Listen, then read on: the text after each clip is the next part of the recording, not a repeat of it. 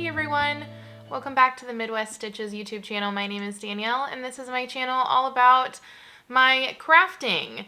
Today is Sunday, January 21st, 2024.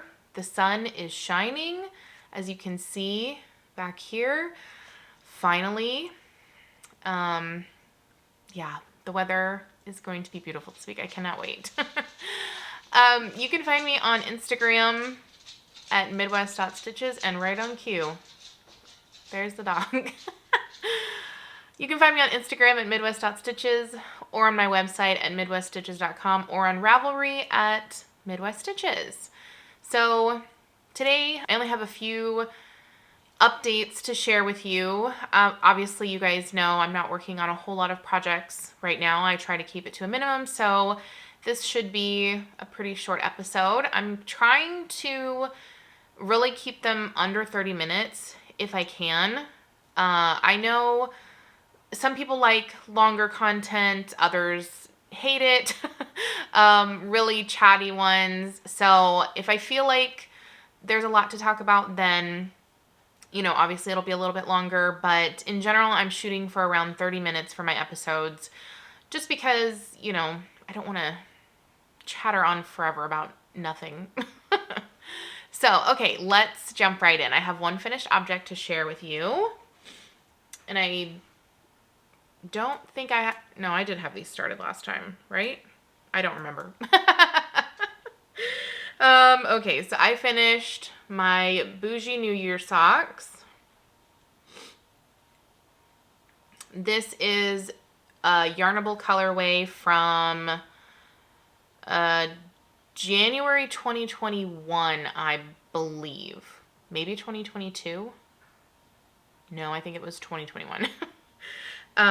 So yes, I finished these. These are obviously for me, as you can tell.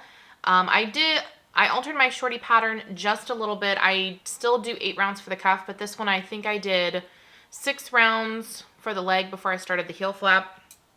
You know, just trying out different things. Again, I like to mix it up every now and again and just kind of see, you know, am I feeling a little bit, you know, just a little bit more length, or, you know, stick with what I have been doing, that kind of stuff. These are done and I am so happy to wear them. I'm working on another Yarnable yarn at the moment, and I really love the way that it feels. The ones that I've knit myself so far, which I think I have, this will make my 3rd pair. I have a lot of Yarnable yarn. I just haven't worked with it yet, but this will be my 3rd pair, and I really love it. It's very soft. It's 85/15 if you didn't know, and normally that's not my preferred yarn base, but it is a 4-ply. Correct me if I'm wrong. I'm not a yarn dyer. I believe it's a 4-ply twist, high twist, and I think that's part of the reason that I love it. I'm not really, like I've said before, I'm not really into the 2-ply twist yarn. I just don't like that. So, but these are really lovely. So I'm not subscribed to Yarnable right now, and I'll talk about that in just a minute with my work in progress, but you can definitely find Yarnable yarn on DStash, on Etsy, maybe on Instagram, if people are selling it through their Instagram all the time. People that just subscribe all the time and maybe the color is not their preference, or, you know, they just are getting rid of some stuff. You can definitely find some old colors. And I've mentioned before how if you sign up for the Yarnable emails, even if you're not subscribed to the box, you can still sign up for the emails. You'll get notified when she has extras, either of the yarn or the whole box for certain months. It's not every month. And imperfect. She does imperfect ones too, which I've gotten 3 imperfect skeins so far. And I think I found the imperfect like piece of it. It's like a broken thread. And so far the only time that's been there is like at the very end of the skein. So I'm losing like this much yarn out of a full 100 grams. So not a huge deal. And even if it was like in the middle, you know, it'd be like changing a color. You would just have an end. You just clip that end, or just, you know, whatever. So you get what I mean. So there's that. That's my one finished object, and that's it for this week. Works in progress. What should we start with? I'll start with my cowl because I've made quite a bit of progress since the last time. I'm still working away on this, and I'll show you how I have it right now because it's kind of a weird setup. So here's how I have it. I have some clips. These are like gigantic Wonder clips holding it together because it's so long, and turning it is getting kind of crazy. So last time I was on this color still. This is the Beast colorway. And this lighter with the purple, you can't really, it's there, it blends a lot with the Lily of the Valley. This is Mrs. Potts. So that's the Mrs. Potts colorway. And I am using a 6-gram mini skein set I got from Molly Klein Design. It was a Mystery Beauty and the Beast mini skein set, 20 grams, that I got 2 years ago, I believe. And this is halfway. So I'm halfway done. Show all that. So I have 3 more colors to go in total for the mini skein set, and then it will be done. I'm still shooting for having this done by the end of the month. That's my overall goal. And I haven't started the next colorway yet. That will be today that I start it. So I have it in a little yarn cozy, but here is the next color. And this is Cogsworth. So it's got some browns and some yellows in there. I'll be excited to see how that works out. I am ready to have this done. It has gone a lot quicker. I talked about that the last time using Magic Loop now. I have, like I said, I've been able to work this up so much faster, and it has me so excited to finish this project because this is the same size needles I'm going to use for my Musselburgh hat, and that is next. When this is done, I'm casting on the Musselburgh hat. And I know now, because it's obviously much, much shorter than even the work I have now, it's going to go so quick. I'm very, very excited to do that. And I want to knit more of the Musselburgh hats, some for, I have a colorway for Adrian that I want to knit up for him in a Musselburgh that I have set aside, and maybe a gift or two, or just, you know, just to have and maybe just randomly gift to someone, who knows, just to make one. So very happy with this. I'll show you, before we get to my current sock whip, I'm going to show you my Jelly Roll blanket. So I am holding it in this scrap bag, this medium size for right now, that I made from last year's summer collection. I just had some leftover bits, like 1 panel each. I have joined the second color for my strips, and it's this, and this is my Zebra Yarns Jelly Roll blanket, and I have it all rolled up right now in the bag because it's still little, so I can do that. Okay, so here's the second strip that I've joined, and I think it looks so pretty. So for this join, I wanted to talk about this for just a second. So I am following the modification that the Crazy Sock Lady has on her project page on how to do the sides, the front and beginning stitches.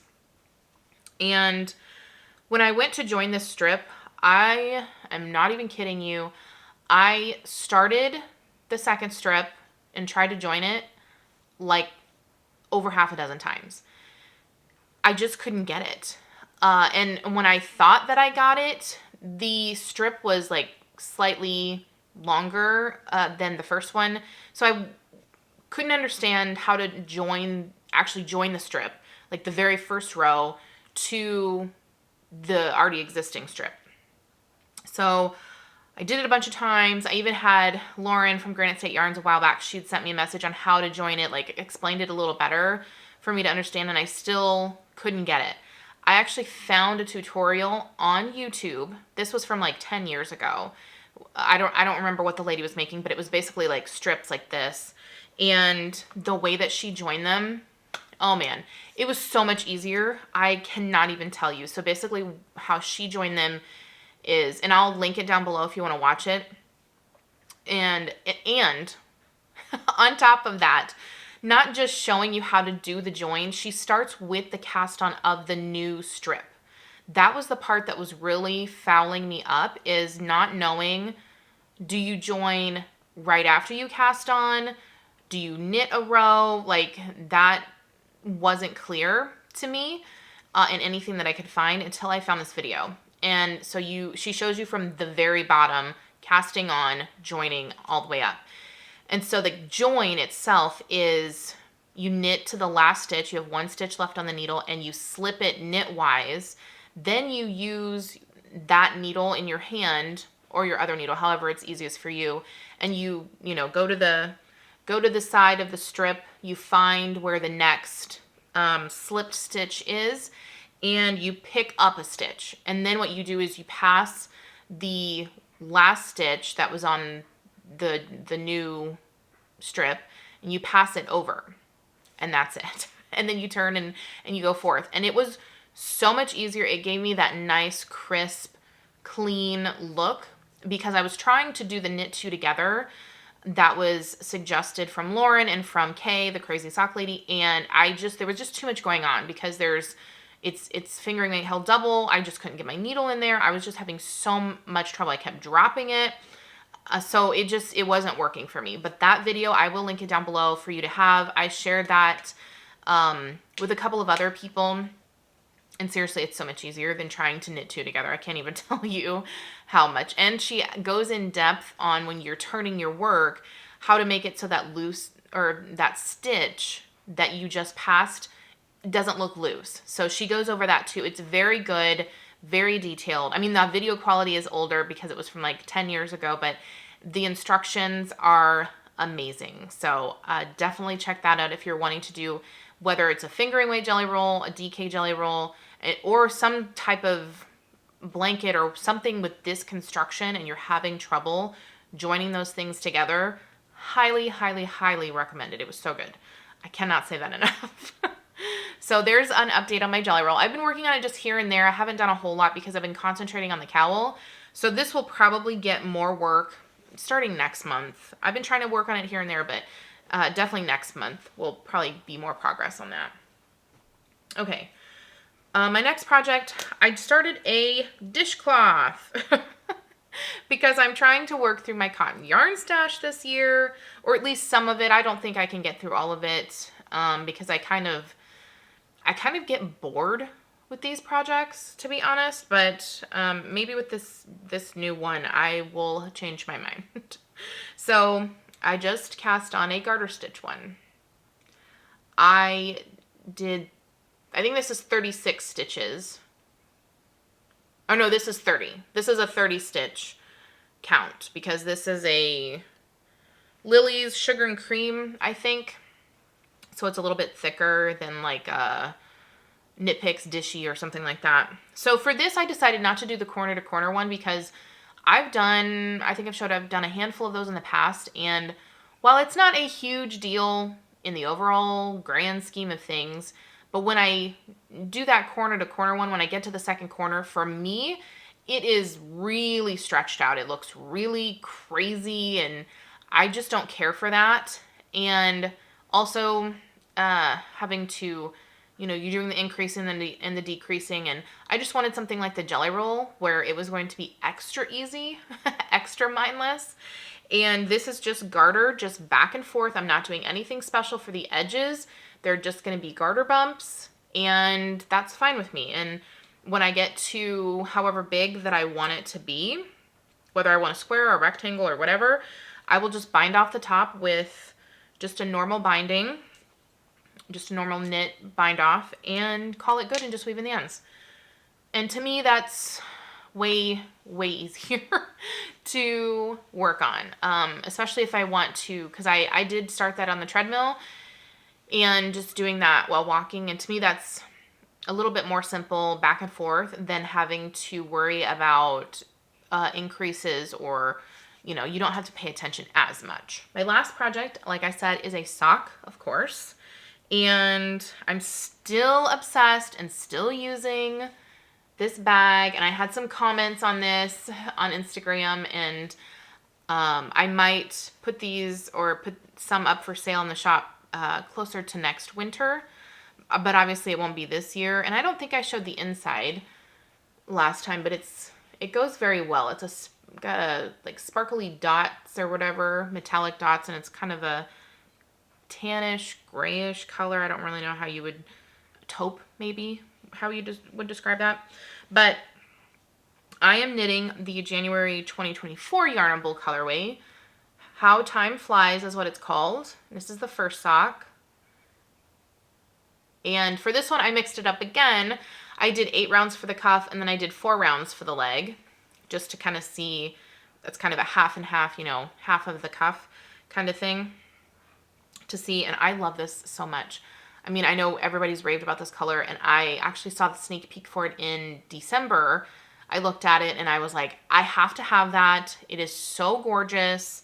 And so I reached out to a group of friends that we kind of have a chat on Instagram and asked if anybody was subscribed to that. And one of my friends, McKaylee from Breaking Yarn, she said, hey, I was thinking about subscribing. Do you want to just split the skein? I told her she could keep the rest of the like extras in the box. I didn't care about that. So I was like, yes, please. I would love that. I will pay you for half, whatever that is, you know. And so that's what we did. She got her box in the mail, and she split the skein up and mailed it to me. And it's amazing. I love it. I think everybody and their mother has raved about this color on Instagram, and rightfully so. I mean, let's just take a closer look. All the greens and the purples. And you know what? Now that I'm thinking about it, this really reminds me of, I have the yarn back there left over. A sock I knit last year. Now that I'm looking at it, it was from, I think it was from Molly Klein Design too. And what was it called? Vintage Farmhouse, I believe. I think it had a lot of the same colors. And I actually have half of that left, and I'm going to make myself some short socks with that sometime in the future.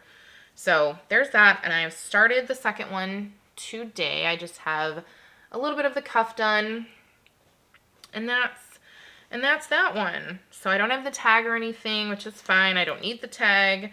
And for this, I don't know if I've talked about this before. I'm pretty sure I did. When I have a 50 gram skein, I will only have about 5 grams if I don't use an alternating, if I don't use a coordinating color for the toe or the cuff or anything like that. So that will be perfect for my scrap bag. I have a scrap bag that I put stuff in, and I have it labeled 5 to 10-ish grams. There's some in there that are about 15, but for the most part, it's anywhere from 5 or so to 10. And I was going to talk about this the last time, but I'm going to talk about it now. So for mine, I have a plan for my scraps, and any scraps that might come in if I'm in a potential scrap swap later in the year with some friends. So what I'm going to do with mine, another way to kind of scrap bust and keep the creativity flowing and not be bored or tempted to buy for this year, I'm going to make, and I don't have it yet, but I will show it. I'm going to make little drawstring bags. I even bought special twine for it. So I bought this twine for the drawstrings. And they're going to be little teeny tiny drawstring bags with this Christmas twine in it. And I'm going to make my own advent for next year. And what I'm going to do, make myself 24 of these little bags.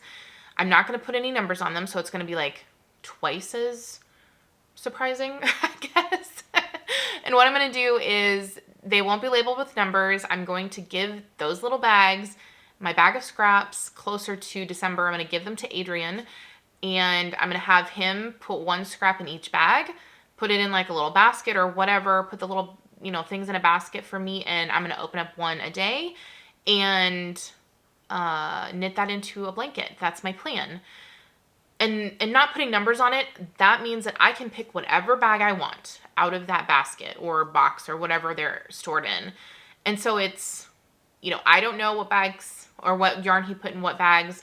And then on top of that, I'm like, if I'm feeling like, oh, this print is cute today, I want to pick from this bag or, this other bag the next day or whatever, I don't have to go and order with numbers because they're my own scraps, and it's going to be a scrappy project. And I just thought that that would be such a fun idea for a homemade advent, and it's scraps I want to use up anyway. So just to keep it fun and interesting, and that's a way for me to use up fabric scraps, yarn scraps. Yeah. So I'm really excited about that. I wanted to share that with you. I know we're in January right now, so advents are not on the mind right now. People are still trying to use up their advents, but if I have enough fabric scraps, I might make extras of these little bags if people are interested in maybe purchasing a set of those, and they'll be reusable basically forever until they fall apart. So I think that's fun too, because you can just take them and reuse them year after year after year. And, you know, if you're a fast knitter or you have a lot of minis or whatever, you can, you know, mix and match and make your own every year or every other year or whatever. I just thought that was such a fun idea. Very last thing before we're done here. So one last thing is, if you can see right here on my table, I will have some Valentine's bags in my shop probably next week, not this coming week, the following week. And there will be very limited quantities on the prints. There are a bunch of different prints. These are all from my fabric stash, and most of them will be small bags because they were directional and, you know, the way you have to cut stuff, etc. So all that information will be available soon. And this time I am doing things a little bit different. They're going to be more my style, made to order, meaning I'm going to cut everything, have it interfaced, the interior cut, like all of the pieces will be cut and ready to sew, but made to order, meaning you get to pick your style. So I will still offer snap, zipper, or drawstring for all of them. And the turnaround time I'm estimating is 1 to 2 weeks, depending on the amount of orders that I have. So that might fluctuate, but having everything prepped and ready to sew, they'll get done a lot quicker. That is my plan for my shop going forward, is going to be that kind of made to order style. And that's just what's going to work best for me, I think, this year. And we'll see how it works throughout the year. And if we need to change how I'm doing things, it might change for like the winter next year, like towards Christmas. I might, because I had quite a few people comment on other prints that I made for myself. So I might offer those more in a pre-order style, or I'll have more ordered, so there will be a wider selection for the made to order. I haven't really worked out all those details yet, but that's going to be it for me today. Obviously no mail. And if you guys enjoyed this video and you want to stay up to date on what I'm working on, hit the like button on this video, subscribe to my channel so you don't miss out on any new videos that I put out. And thank you so much for watching. I appreciate it. And I will see you guys next time. Bye.